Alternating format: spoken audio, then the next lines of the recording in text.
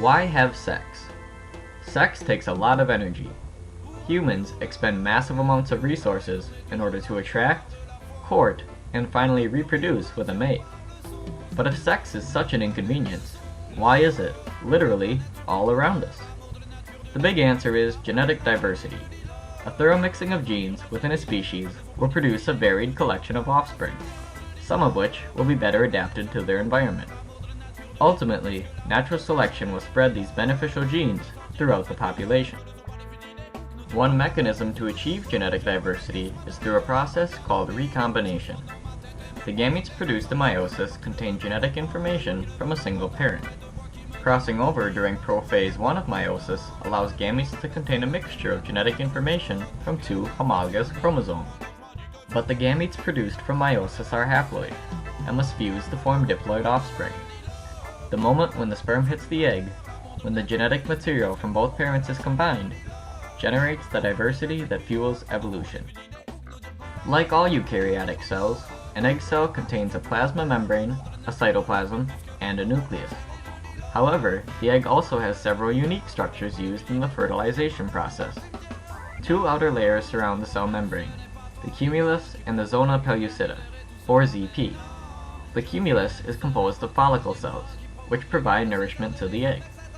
Beneath the cumulus is the ZP, a glycoprotein membrane which protects the egg from fertilization by other species. This membrane rapidly evolves and is thought to contribute to speciation. The egg cell also contains small enzyme-filled sacs called cortical granules. These structures will play a vital role in preventing polyspermy, the fertilization of an egg by multiple sperm. The sperm cell also has several key structures, each adapted to one or more of the requirements of fertilization. The flagellum, or tail, is made of tubulin and is anchored by a centriole located in the sperm's neck. In the head of the sperm is the haploid nucleus, which contains the father's genetic information. The head is coated with the protein bindin, which co-evolves with the zona pellucida. Finally, at the very tip of the head is the acrosome. The acrosome serves to break down the outer layers of the egg.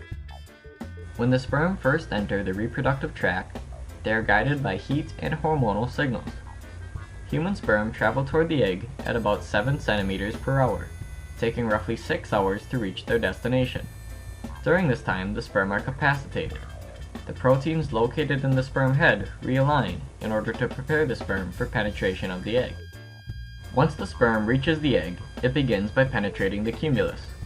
Apart from protecting and nourishing the egg, the cumulus may play a role in increasing sperm mobility and facilitating the acrosomal reaction. After the cumulus, the sperm faces the zona pellucida.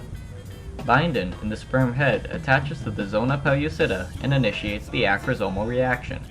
Bindin and the ZP are rapidly co-evolving, and may be the fastest evolving proteins in the world. This coevolution is critical to fertilization. In sea urchins, a variation of 10 amino acids can cause total incompatibility, which means a new species of sea urchin has developed. A sperm with an altered amino acid sequence will not fertilize an egg with the old sequence. This results in a fork along the evolutionary pathway. Two reproductively isolated organisms will give rise to two distinct populations, each affected differently by genetic drift. This process has produced the vast diversity of species we see today. If the gametes are compatible, the acrosomal reaction will break down the zona. The plasma membrane of the egg is then exposed. The egg's cortical granules burst, releasing enzymes that prevent other sperm from approaching. The sperm is then taken into the egg via endocytosis. Finally, the sperm's mission is complete. The two nuclei are united inside the egg's cytoplasm.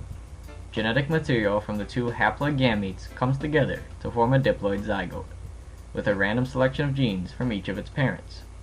This zygote will continue to develop, becoming an embryo, a fetus, and finally, a child, armed with a new genome for a changing world. Only 6 o'clock in the morning and my heartbeat is out of control. 10 minutes into boarding, feels like I'm about to explode. Time for the ride up, tension started to swirl. I can't believe I'm gonna free fall from the top of the world. Senses peaked with a crazy anticipation.